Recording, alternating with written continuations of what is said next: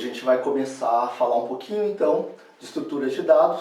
Na verdade, a gente vai usar provavelmente 2 aulas, hoje e a próxima, para ver ou rever alguns conceitos que talvez você já tenham visto no semestre passado. Se você viu, ótimo, a gente vai reforçar, mas e se você não viu, legal, a gente vai ver, porque são conceitos que a gente vai usar muito, são muito importantes, então eu gostaria de reforçar esses conceitos com vocês. Bom, como vocês sabem, o principal objetivo de estruturas de dados A é trazer as estruturas de dados dinâmicas. Até agora a gente viu só estruturas de dados estáticas, que são aquelas estruturas de dados quando você precisa, a priori, em tempo de programação, já dizer quantas variáveis e qual o tamanho delas, qual o tamanho das estruturas de dados. Por exemplo, tamanho do vetor, tamanho da string, tamanho da matriz e assim por diante. Beleza? Bom, como vocês se lembram da aula passada, da aula de apresentação, muitas vezes a gente não quer ou nem pode dizer qual vai ser o limite das nossas estruturas de dados. Quantos dados eu quero armazenar? Por alguns motivos. O primeiro pode ser que eu nem saiba. O segundo é que se eu preciso sempre, por exemplo, num vetor, dar a quantidade máxima de dados que eu vou precisar armazenar, que eu vou precisar ocupar, eu tenderia a acabar superdimensionando todas as minhas estruturas de dados e acabar usando muito mais memória do que eu preciso. E mesmo assim, ainda correria o risco de alguma estrutura de dados não ser suficiente para armazenar os meus dados e eu não poder armazenar, simplesmente.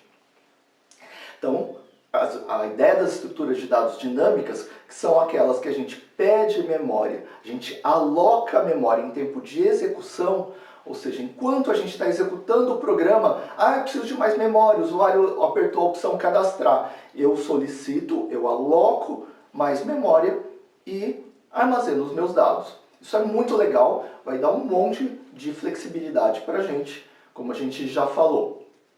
Bom, também como a gente já falou, para a gente entrar no tópico de hoje, no caso das estruturas de dados estáticas, eu já digo, eu tenho três variáveis. As minhas variáveis ou estruturas chamam A, B e C. E daí quando eu vou programar eu coloco A, B e C. Se for vetor eu coloco A com índice, B com índice, C com índice. Legal. No caso das estruturas de dados dinâmicas, eu não sei quantas estruturas eu vou usar. Pode ser que eu não use nenhuma. Se eu não tiver dado para armazenar, para que eu vou gastar memória? Se eu tiver uma, eu vou gastar uma. Se eu tiver 1000, eu vou gastar 1000. Se eu tiver 1 milhão, eu vou gastar 1 milhão. Legal? Então eu vou pedindo memória. O parênteses também já foi feito. A memória é finita. Além disso, tem uma coisa que tem a ver com o exercício de hoje. Pode ser que eu tenha 4, 8, 16 GB de RAM, ou quantos você tiver, não importa. Você tem um monte de RAM, vou dizer, sei lá, 8 GB de RAM, talvez seja o mais típico, né? E daí você começa a armazenar dados, armazenar, e daí, nossa, dá algum erro lá, não tinha mais memória. Você vai falar, nossa, cara, eu não armazenei nem 1 GB ainda, por que não tenho memória? Bom, meu computador tem 8 GB de memória RAM, de memória física, e mais 8 GB de memória virtual. Nossa, não é possível que tenha acabado a memória. Então, tem mais um detalhe. O compilador, para que ele vai gerar um processo do tamanho da sua memória total? Não faz sentido isso. Então, normalmente, ele por default, por padrão, ele gera um tamanho de processo muito menor. E daí você pode alterar isso. A gente vai poder alterar isso. Mas quando a gente vai alterar? Não adianta a gente, de novo, alterar e colocar um formato muito grande e ocupar um monte de memória. Então a gente vai observar qual é o tamanho do processo que o nosso compilador gera. E daí, quando a gente achar que a gente precisa de mais memória, aí a gente vai interferir nessa configuração do nosso compilador. Beleza? E, de toda forma, como a gente tinha adiantado, Pode ser um pouquinho menor, um pouquinho maior, mas sempre vai ser finita. Beleza? Bom, como a gente não sabe quantas variáveis a gente vai armazenar, a gente não pode dar nomes para elas. E como é que a gente vai acessar essas variáveis? A gente não vai poder dar nome para a variável. Contador 1, contador 2, contador 1.979.420? Não, não dá. Então a gente vai acessar através dos endereços de memória. As variáveis que contêm endereço de memória são chamadas de ponteiros. E daí os nossos dois primeiros exercícios vão ser descobrir como o nosso compilador faz, como é que ele gera o nosso código. E segundo, na aula que vem, a gente vai falar sobre ponteiros. Então, se você já viu ponteiros no semestre passado, reveja. Beleza? Se não, de boa. A gente vai falar, você deixa seu comentário aqui para falar o quanto você já viu e o quanto você sabe de ponteiros, se eu faço um pouquinho mais ou com um pouquinho menos de detalhe. Tá bom? Então vamos ao nosso tema de hoje, que vai ser... Então quando eu compilo o meu programa, e daí depois ele vai gerar um executável, e quando ele for ser carregado para ser executado, ou seja, quando ele virar um processo, qual vai ser o formato desse processo dentro da memória. Legal? Então vamos dar uma olhada no esquema que eu preparei para vocês. Então aqui a gente tem o nosso primeiro esquema de como é a memória de um processo. A ideia é a seguinte: os compiladores, eles geram a memória quando o programa é carregado, portanto ele vira processo, a gente já sabe disso, lembram disso, beleza? O processo ele é dividido em duas partes principais do ponto de vista do sistema operacional. A área de código executável e a área de dados. Do ponto de vista do compilador, o compilador faz uma outra subdivisão um pouquinho mais detalhada, principalmente da área de dados. Alguns compiladores dividem em duas partes, uma área chamada de área de pilha, ou stack, e uma área chamada de área de heap. E outros compiladores, como é o caso do compilador C, ele faz uma divisão em três áreas, que inclui também uma área de variáveis globais. Então, a área de código executável, muitas vezes chamada de texto, eu normalmente vou acabar chamando de texto, beleza? Claro que quando a gente estiver se referindo a isso, você não vai imaginar que a área de texto de um processo é texto do tipo letras, como um livro, né? Então, a área de texto, do ponto de vista técnico, é a área de código executável do processo, beleza? Então, muitas vezes eu vou falar texto, na verdade é a forma mais usual, talvez, de falar de código executável aqui nesse contexto. Bom, a área de dados, o compilador C, por exemplo, ele tem também uma área de variáveis globais, além das áreas de pilha, stack e heap. Bom, essas áreas são áreas muito importantes, muito conhecidas. Você já deve ter ouvido falar, talvez já deve ter até consultado, quando você tem grandes problemas de programação, de compatibilidade e tal, um dos principais repositórios, os principais fóruns para você tirar dúvidas de programação, linguagens, APIs, etc., é chamado de Stack Overflow. Beleza? Então talvez você já tenha até entrado lá no Stack Overflow para tirar suas dúvidas, para ver como as pessoas resolvem algum tipo de problema. Tá bom? Só para você ter ideia de como isso é super importante. A stack, que é a pilha. O heap também, e assim vai. Bom, o que fica armazenado em cada uma dessas partes? Algumas partes são mais ou menos óbvias. Então, quando você tem o seu programa, os seus comandos, e eles são traduzidos, eles são compilados, o código gerado, o código-alvo, o resultado dessa tradução em linguagem de máquina, é o código executável. Ele fica lá no seu processo e está aqui representado nessa área. A gente se lembra que o processador ele vai pegar o primeiro endereço do código executável, trazer para o contador de programa e lá ver que instrução tem lá, fazer a busca dessa instrução, interpretar e executar. Aí esse contador de programa é automaticamente incrementado. Da próxima vez o processador vem aqui, na próxima instrução, né, o endereço da instrução já foi incrementado, pega a próxima instrução, interpreta e executa, e assim vai. Então, a primeira coisa que a gente já imaginava, já sabia, é que o programa foi compilado, foi gerado um código executável, e esse código executável, para o processo ser executado, ele tem que ser carregado na memória. Beleza? Essa é a primeira parte. Parte de código. Na parte de dados, a gente tem, primeiro, uma parte de variáveis globais. Como a gente sabe, onde é que estão as variáveis globais? Estão fora das funções. Então, a ideia é que a gente vai declarar variáveis fora das funções. A gente vai depois tratar disso, provavelmente vocês já sabem. A gente vai declarar de forma muito criteriosa variáveis globais. Nesse nosso caso aqui, a gente vai declarar para fazer o nosso teste e ver onde é que essas variáveis são armazenadas.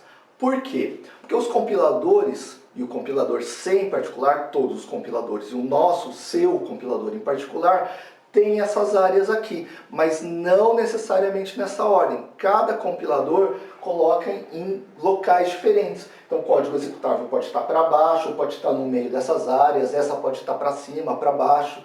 A pilha pode, sei lá, os endereços podem ir sendo alocados em ordem crescente ou decrescente, e a mesma coisa para o heap.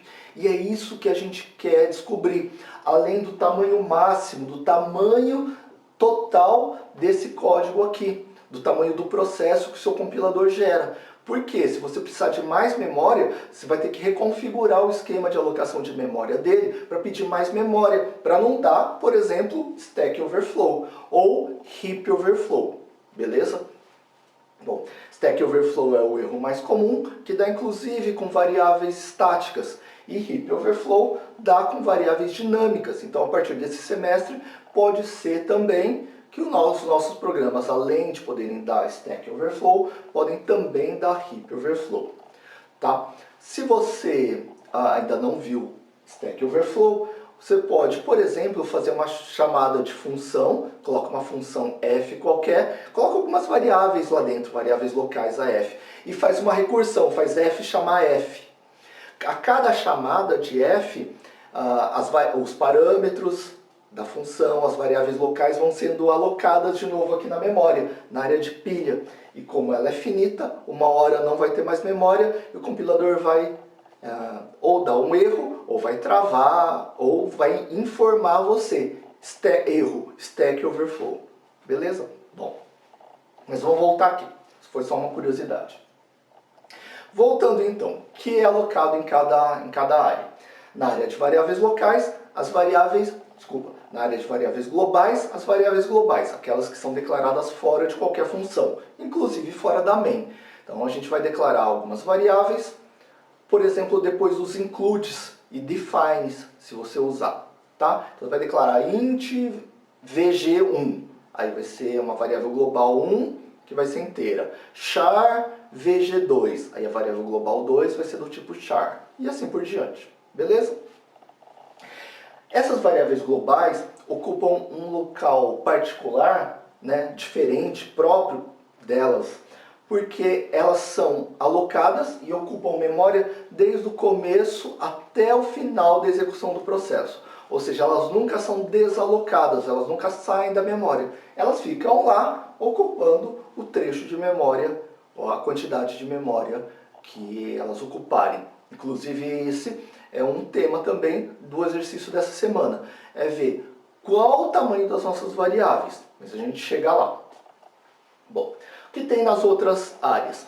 Bom, talvez você se lembre, a gente deu essa dica na aula passada, mas na pilha ou stack são armazenadas, dentre outras coisas, as variáveis locais, além do contexto, o endereço de retorno. A gente vai falar sobre isso também. Então, quando você coloca variáveis da main ou variáveis de outras funções, essas variáveis vão ser alocadas aqui na pilha, tá bom? E elas podem ser alocadas em ordem crescente de endereços ou em ordem decrescente de endereços. Por exemplo, se esse aqui for o endereço 100, não vai ser 100, né? 100 é um exemplo só. E cada variável tiver 1 byte, aí a próxima vai ser normalmente no endereço 101, depois no endereço 102, no endereço 103. Se a pilha for alocada em ordem decrescente, Por exemplo, suponha que o primeiro endereço foi 100, a próxima vai ser alocada no endereço 99, a próxima 98 e assim por diante. Tá bom? Se as variáveis tiverem 4 bytes, endereço 100, a próxima vai ser no 104, depois no 108, 112 e assim por diante. E isso que a gente vai verificar, tá? Então, para a gente saber os endereços, é só declarar variáveis locais. Beleza. O heap é a parte que tem a ver muito com o nosso tema do semestre. No heap são alocadas variáveis dinâmicas. São essas que a gente pede alocação durante a execução do programa. Então a gente vai ter um comando novo, já ou pelo menos um comando novo, que é esse comando que pede para alocar espaço em memória. Quando ele alocar espaço em memória, esse espaço vai ser na área de heap. Esse espaço também pode ser com endereços crescentes ou endereços decrescentes. Vamos dar uma olhada então no nosso exercício, no nosso experimento da semana. Bom pessoal, vamos dar uma olhada no nosso experimento da semana. Aqui do lado esquerdo eu redesenhei, coloquei um pouquinho maior o mesmo esquema anterior para a gente visualizar. E o nosso objetivo, que é conhecer o nosso compilador um pouquinho mais a fundo, e o código que ele gera, principalmente, consiste de alguns itens, 5 itens para a gente. Primeiro, a gente vai querer descobrir quantos bytes o nosso compilador aloca para cada tipo de variável, beleza? Então, como é que a gente vai fazer isso? Por exemplo, se eu tiver uma variável i, declarei aqui, int i, vou imprimir o tamanho da variável i e eu vou imprimir size of i, tá? Então essa função size of é uma função de biblioteca, ela está na biblioteca stdlib, está na biblioteca padrão, na standard library. Então size of i, beleza? Portanto, você tem que dar include, além da stdio, da padrão de entrada e saída, para dar o print, você tem que incluir também a stdlib. Isso vai valer para todos os nossos programas, porque quase todas as nossas funções novas vão estar na biblioteca padrão, na stdlib. Então, em todos os nossos programas, eu nem vou falar mais, tá? Vão estar incluídas, além da stdio, vai estar incluída também a stdlib. Bom, então, essa função sizeOf, ela retorna o tamanho em bytes. Então, ela vai imprimir, por exemplo, 4 ou 8 bytes, por exemplo. Então, você vai ficar sabendo se cada inteiro na sua instalação ocupa 4 bytes ou se ocupar 8 bytes. Beleza?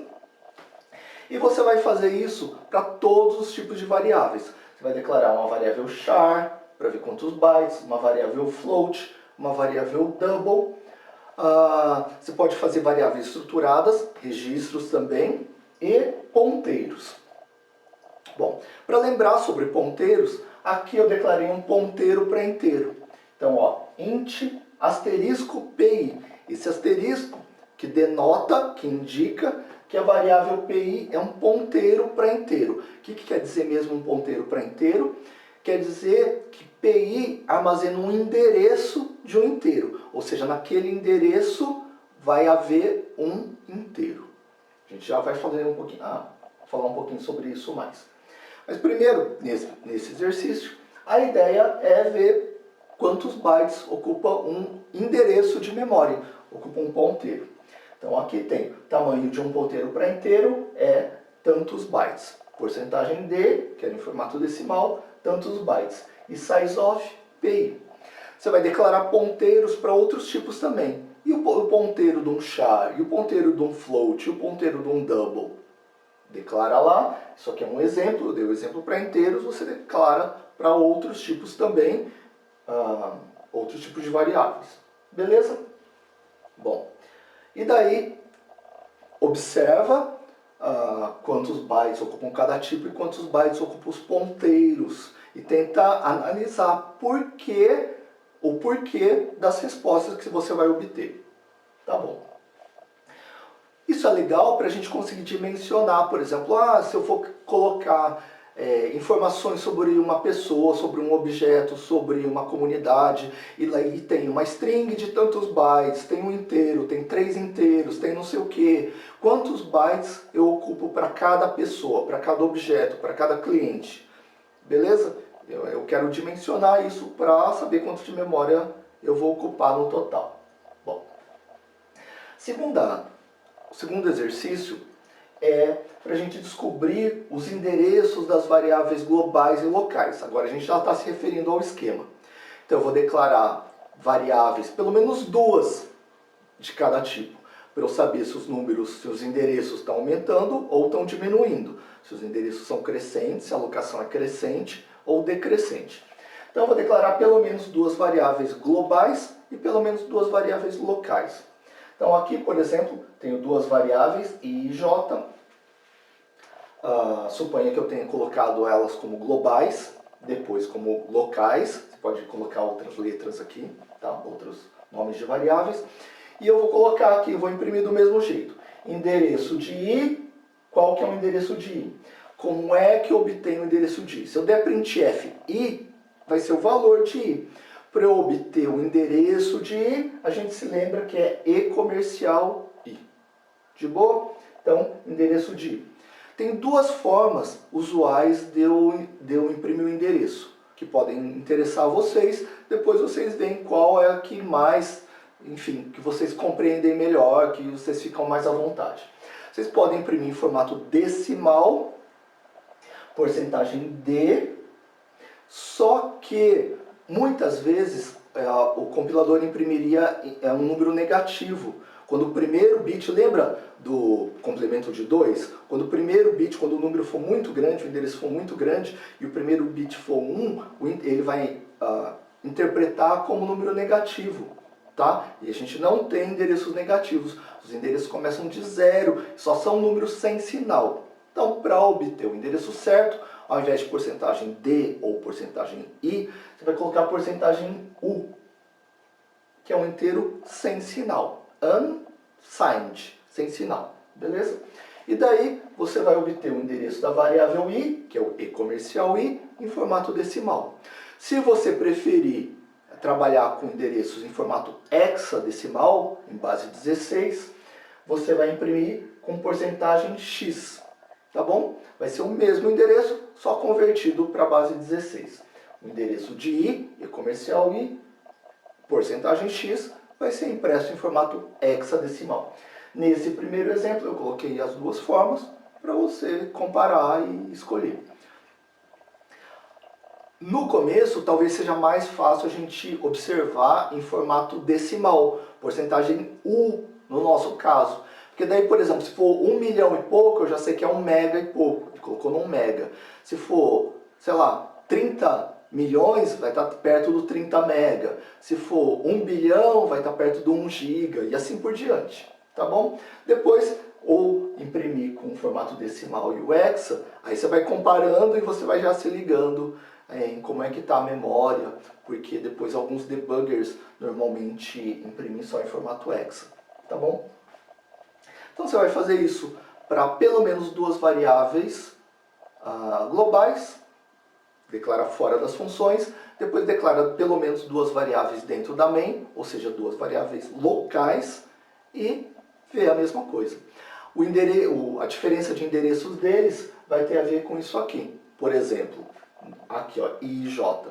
O compilador não é obrigado a fazer isso, mas todos os compiladores na prática fazem. Primeiro ele aloca o primeiro, depois ele aloca o segundo que você declarou na sequência. Então, se o inteiro tiver 4 bytes e o I tiver um endereço 100, no nosso exemplo, o J vai ter um endereço 104. Se os inteiros tiverem 8 bytes e o I tiver sido alocado no endereço 100, o J vai dar no endereço 108. E assim por diante. Só que os endereços, como vocês vão ver, vão ser números bem maiores. E daí, quão maiores? Você vai responder para mim. Tá? Em que faixa de endereços as variáveis locais, as variáveis globais estão. E nas variáveis locais, vocês já sabem que tem a ver com a pilha, a stack do seu processo. A gente vai fazer a nossa revisão, a nossa aula de ponteiros na semana que vem, mas só para a gente começar a visualizar, olha aqui, ó. Suponha que eu tenha declarado uma variável i local dentro da main. Então, int i. O que o compilador vai fazer? Vai alocar a variável i aqui na pilha, na região de stack. Beleza? Aqui vai estar a variável i. Em algum endereço de memória, por exemplo, no endereço 100. De boa? Se eu fizer i recebe 5, vou colocar aqui, ó, i recebe 5, o que vai acontecer na execução desse i recebe 5? O compilador vai falar, i está em qual endereço de memória? Está no endereço 100. O que ele vai colocar lá no endereço 100? 5. Beleza? Tá? Bom, vamos falar dos ponteiros. Por exemplo, pi. Pi eu declarei int asterisco pi. Suponha que eu tenha declarado pi também dentro da main. Então, pi também é uma variável local. As variáveis locais ficam aqui na pilha. Beleza? Então, pi também está na pilha, também está na stack. Vamos supor que i ocupa 4 bytes. Então, se ele está no endereço 100, ou se ele está a partir do endereço 100, ele está no endereço 100, 101, 102 e 103. O PI está no endereço, ou a partir do endereço 104. Beleza? Então, aqui está PI e ele é um endereço do inteiro. Como é que eu relaciono esses dois caras mesmo? Então, ó, PI recebe o endereço de i. Por que isso? Ah, porque PI é um ponteiro para inteiro. Então ele vai armazenar o endereço do inteiro. Nesse nosso caso aqui, ele vai armazenar o endereço do i. Como seria a execução desse comando? Então PI, o compilador vai falar, PI onde é que ele está? PI está no endereço 104. O que eu vou colocar no endereço 104? O endereço do i. Ó, o i está aqui, ó. Esse é o i, esse é o conteúdo do i. Esse é o endereço do i. Então, o que o PI vai receber? O endereço do i. Qual que é o endereço do i? 100. Beleza? Então, o PI vai receber 100. Por que o PI é chamado de ponteiro? Ó, porque o 100, para eu acessar o i, eu vou seguir um ponteiro. Aqui, ó, do PI até o endereço 100. Nesse nosso caso, ele está logo do lado, mas ele podia estar longe também. Então, para eu acessar o i, eu vou seguir um ponteiro para o endereço 100. Como eu faria isso? Então, por exemplo, se eu quisesse acessar o i, dá um printf, por exemplo, não vou colocar aqui, nem vai caber, printf i, tá? Vou colocar assim, printf, porcentagem de i. Aí eu imprimiria o 5. Se eu quisesse acessar o i, o 5, a partir do pi, eu ia imprimir. Se eu imprimir pi, só o pi, assim, ó, vou tirar o parênteses, vai. Se eu imprimir pi, o que ia ser impresso? Ó, se eu mando imprimir i, eu ia imprimir 5. Se eu imprimisse pi, o que eu ia imprimir? 100. Se eu mandasse imprimir endereço de PI, o que eu ia imprimir? Qual que é o endereço do PI? 104. E a outra forma seria o ponteiro ou conteúdo de PI. Nesse caso aí, eu ia pegar, quanto vale PI? 100. Eu vou seguir um ponteiro lá para o endereço 100. O que tem no endereço 100? O número 5. Então aqui eu imprimiria 5. Beleza? Mas isso aqui a gente vai tratar, como a gente falou, em detalhe na aula que vem. Só para, enfim, a gente começar a falar de algumas ideias, relembrar ou estudar algumas coisas aqui. Bom, legal. Então, aí a gente já falou de endereços, de tamanhos das variáveis, já falou de endereços das variáveis globais e locais, vai falar de endereços de funções. Ah, endereços de funções. Onde é que estão as funções? As funções estão aqui na área de código executável. Então eu vou querer saber onde está o código executável. Mas para isso eu vou precisar de endereços de funções. Que funções eu tenho? Se você já programa com funções ou procedimentos, você pode imprimir o endereço de qualquer um deles. Um que certamente você usa, todo mundo usa, é a função principal, a função main. Então aqui no exemplo está o endereço da função main, para a gente saber se o texto está para cima da pilha, entre a pilha e o heap, para baixo do heap e assim por diante, como é que está. Bom, então a gente pode fazer para todas as funções. Se você implementar mais de uma função, você pode colocar o endereço dela. Aqui o exemplo está para main. Então, endereço da main, porcentagem U, nesse caso eu estou imprimindo só em formato decimal sem sinal, vírgula, main. Vocês percebam que main não está com E comercial. Esse E comercial, lembrando, ele é usado para variáveis simples, de tipo simples, que são as char, int, float e double. Para as variáveis estruturadas, vetores, strings, matrizes, registros e funções, os nomes das variáveis já são endereços, beleza? Então, se você declara um vetor v, v já é um endereço. A função main já é um endereço. Então, você não coloca aí comercial, porque main já é endereço. Então, é assim mesmo. Endereço da main, porcentagem U, barra N, se você quiser, vírgula, main, direto. Se você tiver uma função f, printf, f. Função g, g. Já é o endereço da função. De boa? Daí a gente vai saber onde é que está o nosso código executável. Para a gente terminar o nosso experimento, a última coisa que você não viu, a gente vai começar a ver agora, e é o tema, sem ser depois da revisão de ponteiros, de onde a gente vai começar o semestre propriamente dito, que tem a ver com a alocação dinâmica. A gente podia deixar isso para ver depois, mas é um comando só, e eu vou ensinar esse comando para vocês, para a gente já ver onde é que está a área de heap. Se a área de heap está com endereços maiores que a stack ou menores, e também em relação às variáveis globais e também em relação à área de código executável. Além disso, duas outras coisas. Se os endereços de heap estão aumentando ou diminuindo, e uma coisa importante e diferente da stack é que, por exemplo, se eu aloco 4 bytes, o compilador não vai usar só 4 bytes, ele vai sempre usar uns bytes a mais para gerenciar o espaço de heap. Tá? Porque às vezes eu posso alocar 1 byte, 4 bytes, 200 bytes. A cada alocação eu sempre perco alguns bytes que o compilador usa para a gerência dele. Quantos bytes eu perco? Quero aprender, quero verificar. Tá? Esse número de bytes é perdido a cada alocação. Então, normalmente, se eu ficar alocando byte a byte, eu vou ter muito desperdício. Então, normalmente eu aloco em segmentos um pouco maiores. Bom, vamos fazer esse experimento.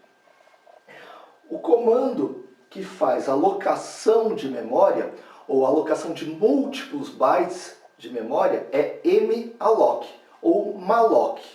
Beleza?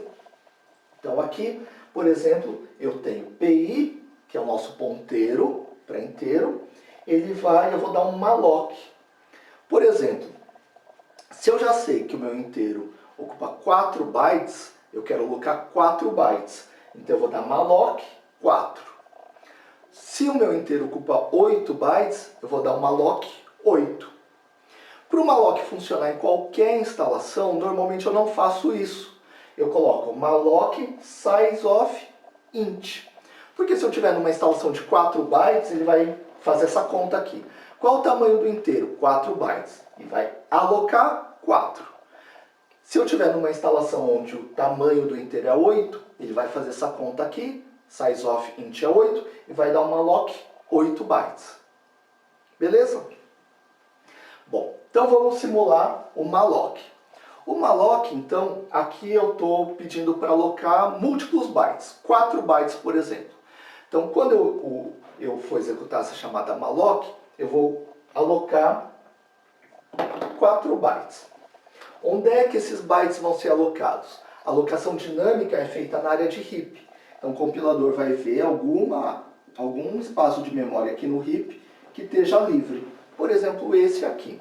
Ele vai alocar os 4 bytes e vai retornar o endereço do primeiro byte alocado.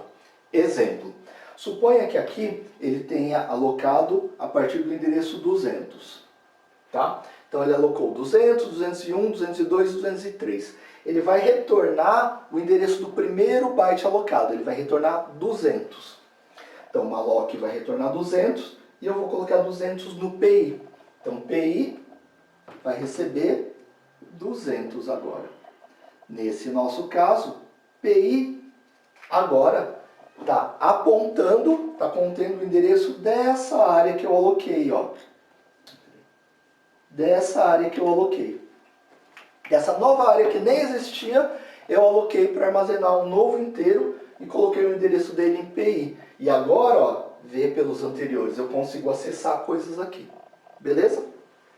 Bom, uma peculiaridade é que o malloc, além de retornar o endereço do primeiro byte alocado, o 200, ele retorna o endereço para um void, porque ele não sabe o que você quer armazenar aqui. Então, a ideia é que a gente vai dizer, olha, nesse endereço do PI, eu vou colocar um inteiro. PI é um ponteiro para inteiro. Então, é isso que eu estou fazendo aqui, ó. Estou informando que nesse endereço aqui que eu estou alocando, eu vou armazenar o inteiro. Isso é um endereço de um inteiro. É um ponteiro para o inteiro. Tá bom? Uma outra coisa sobre o malloc, que a gente vai tratar em detalhes, sem ser na próxima aula, na seguinte, é que ele, se não tiver espaço em memória no heap, ou seja, se houver um heap overflow, ele retorna 0, que é o que a gente vai chamar de ponteiro nulo, ou null. E daí, a gente já sabe que deu stack, que deu heap overflow, e se a gente quiser inserir algum conteúdo onde não tem mais memória, daí vai dar um erro no programa. Beleza? Para não dar erro, para não dar heap overflow, eu testaria toda vez que eu dou um malloc, se o valor que ele retornou é diferente de 0.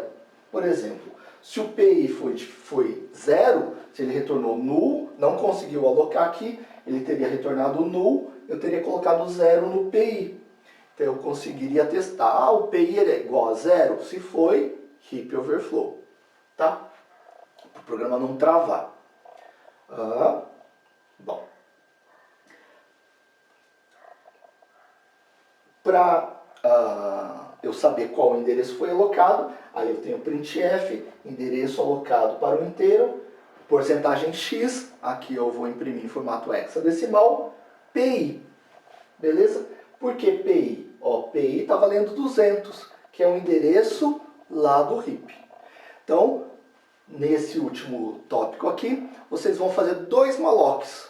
Então vocês vão alocar um inteiro, por exemplo, um float, o tipo que você quiser, depois imprime o endereço que foi alocado, depois você dá um malloc num outro endereço, imprime, para ver se o compilador está alocando no heap endereços crescentes, decrescentes, e você vai ver, por exemplo, se eu estou alocando um inteiro de 4 bytes, que o próximo endereço não vai ser 4 a mais ou 4 a menos, vai ser outro valor, beleza?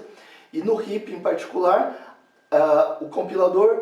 os compiladores de forma geral, muitas vezes eles vão fazendo sequencialmente com contando com alguns bytes de gerência, ou às vezes eles vão alocando em lugares completamente diferentes, aleatórios, digamos assim. Não é exatamente aleatório, mas não de forma contínua. De boa? E, por fim, vocês vão ver os endereços alocados para texto, para variáveis globais, para pilha e para heap, e vão redesenhar esse esquema segundo o seu compilador, colocando na ordem correta essas áreas. São sempre essas 4 horas, mas não necessariamente nessa ordem, e normalmente não é nessa ordem, essa é uma ordem, sei lá, um exemplo só. Vocês vão colocar na ordem correta para o seu compilador, quem é alocado nos primeiros endereços, quem é alocado depois e depois e depois. E você vai ver também, né, se as áreas móveis, a pilha e o heap, crescem, os endereços crescem ou os endereços decrescem. A última coisa que você vai verificar também é qual é o maior endereço alocado. Então, por exemplo, se o maior endereço alocado foi o heap, endereço 1000, e ele vai decrescendo, você sabe que você só tem 1000 posições de memória, tá? Então, é nossa primeira ideia de estimar qual deve ser o tamanho que o seu compilador aloca para um processo. Beleza? Esse é nosso primeiro exercício para a gente voltar a programar. Ele tem vários itens, mas não é necessariamente difícil. E para a gente conhecer melhor a nossa ferramenta de trabalho e principalmente agora que a gente vai precisar gerenciar melhor os nossos endereços. Beleza? Bom, depois dessa primeira parte da aula, que foi a parte expositiva, nós vamos passar para a nossa segunda parte da aula, onde a gente vai ter discussões, debates e perguntas. Então, se você tem já opiniões, perguntas, questionamentos e daí aberto para discussão com toda a sala, coloca aqui embaixo ou levanta a mão para ter espaço de voz também. Então vamos lá, vamos começar.